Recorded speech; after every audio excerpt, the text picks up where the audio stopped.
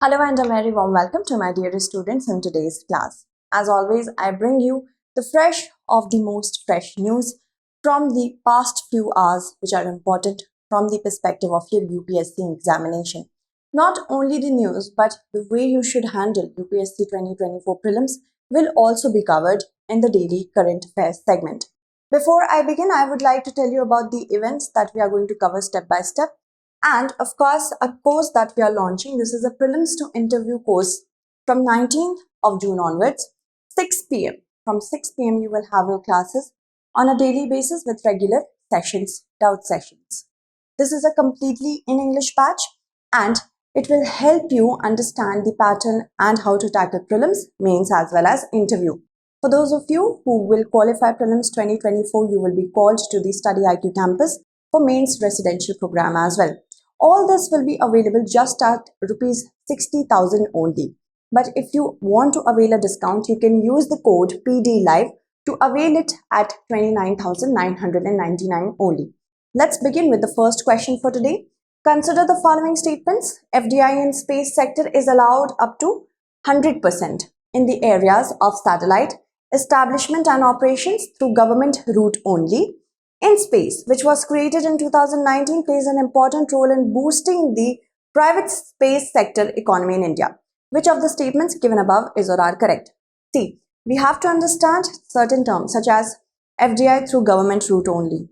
The FDI, which will be allowed by the approval of the government, it is known as FDI through government route only. And yes, FDI in satellites, establishment and operation is allowed up to 100%. This is definitely correct. In space, yes, it is an agency which is created to boost the engagement of private sector participation in the space sector. It was created in 2020 and not 2019. Only the first statement becomes correct. Many of you might miss this. That is why I have also taught you how to keep key things in mind. So first is correct, second is not correct. One only will be the correct answer. Let's begin with the explanation. FDI policy to boost private sector participation through startups will be unveiled soon, and in space is overlooking all this matter. So if we talk about FDI and the other important things in space sector, we have to keep in mind what the government is doing for the Department of Space. The center has earmarked $137 billion for Department of Space in the current budget. ISRO wants to build and strives to build cost-effective satellite and hence engage foreign companies in order to show that we are actually reliable and affordable. India constitutes 2 to 3% of the economy in the global space economy sector. It is expected to enhance its share more than 10% by 2030, and that is why it is important to engage private sector and boost revenue from foreign as well. India is the 6th largest space agency in the world. Also, it has signed 6 agreements with 4 countries for launching foreign satellites between the year 2021 to 2023. We are going to earn commercially as well. If we want to talk about the revenue, it is the potential 141 million to be earned by the space sector in India through the launching of this.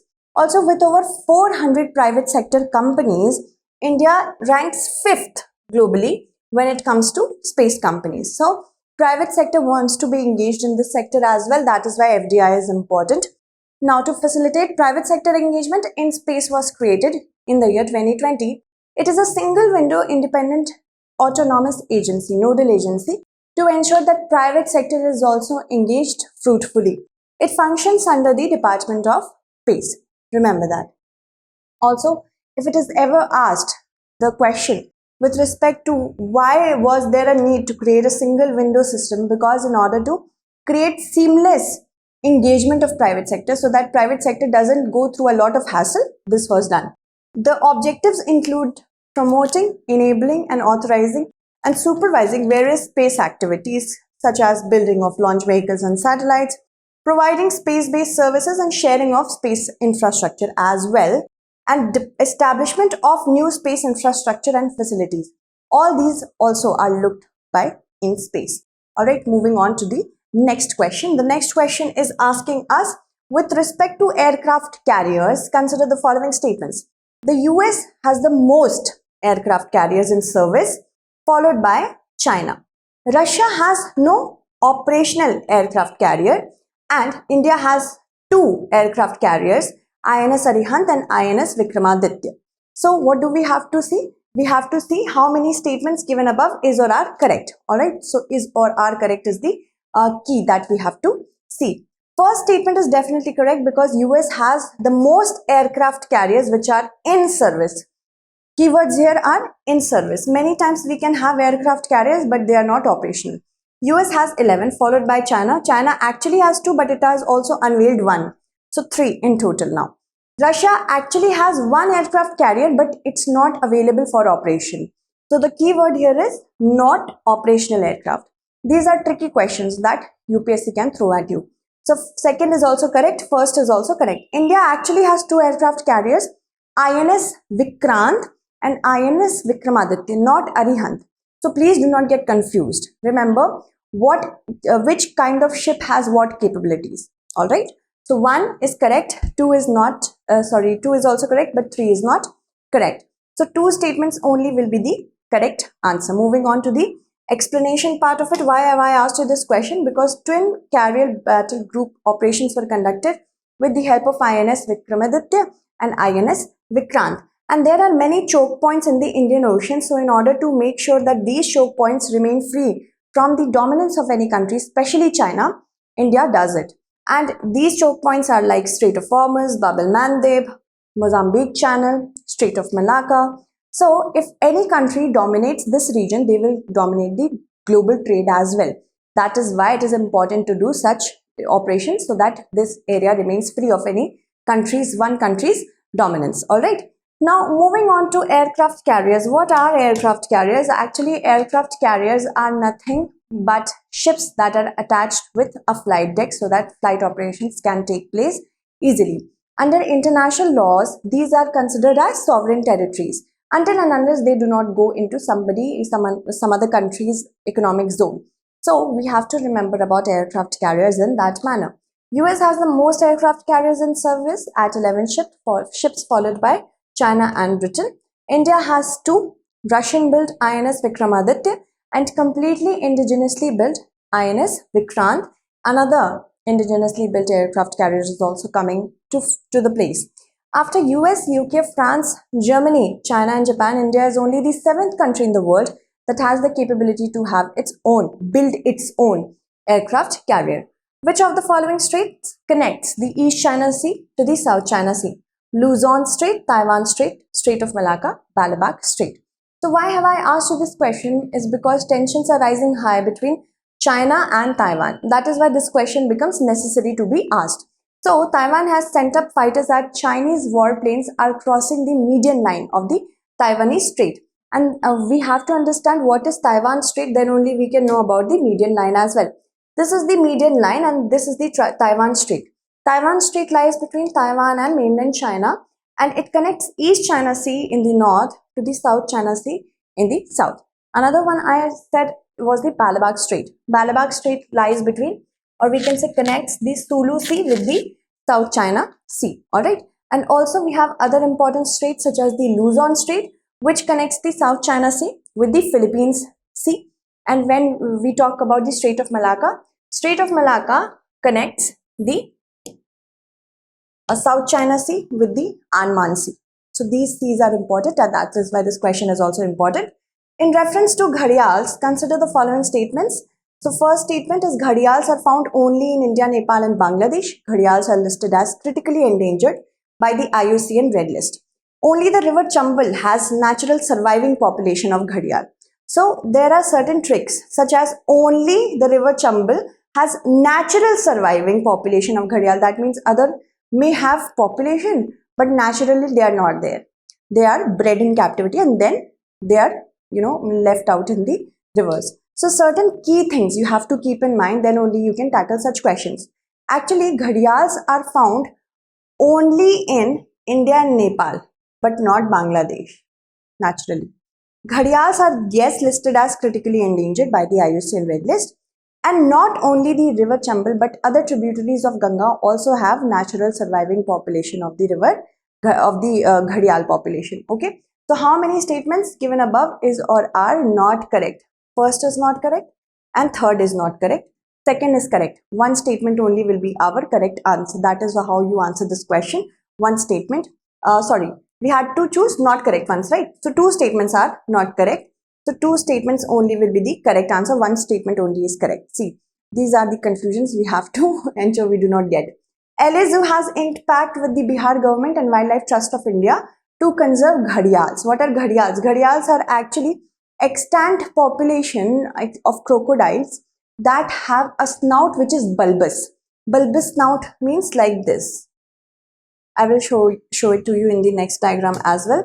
This is the bulbous snout that it has. It looks like ghada, or in Hindi we call it ghada. In English we call it pot, the ghada.